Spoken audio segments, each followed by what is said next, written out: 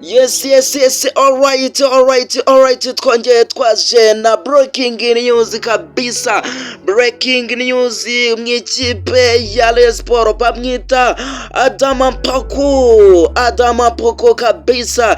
Ikipe ya Rayon Sport kabisa iracyari muri transferi mbere yuko kabisa yerekeza mu mukino wayo na Gromaria yabanjije yandikira umusore uteye ubwoba Adama Poko guturuka mu ikipe AS Vita Club muri Repubulika Iharanira Demokarasi ya Kongo. Adama Poko kabisa umwataka nimero 10 kabisa. Ikipe ya Sport niwe iri kuba yashaka muri iyi minsi kabisa, dore ko ibiganiro byatangiye uyu munsi kabisa. Ikipe ya Sport ireba ko yatsindira uyu mukinyi kabisa, dore ko ikipe ya Vita Club nayo imukomeho kabisa nk'ikipe izasohokera igihugu cya Repubulika Iharanira Demokarasi ya Kongo.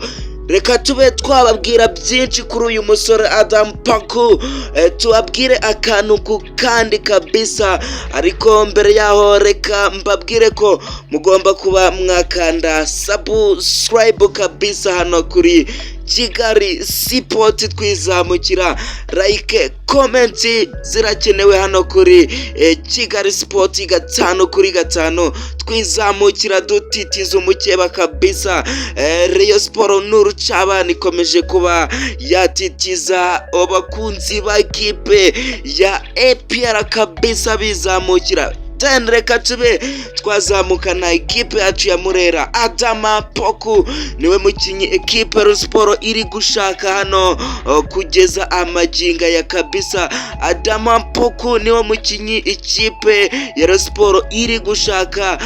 Kuri uyu munsi nibwo yandikiye umusore kabisa guturuka mu ikipe ya Vita Club, ariko kugeza aya maginga ya uyu musore nta kintu ari buze yari yasubiza ikipe ya Rayon Sport. Yayibwiye ko rwose ari buze kuba yayisubiza mu masaha 24 agiye kuba yaza. Uyu musore ukomeye cyane, dore ko yatsinze ibitego 12 rwose muri iyi sezo yarangiye. Byinshi kuri uyu musore Adama Poko tuze kubana mu kindi kiganiro. Zari breaking news ngiye kuba nabahambizeza ko ikipe ya Rayon Sport igihari ku isoko ry'igura n'igurisha. Ndabashimiye, mugire umunsi mwiza cyane.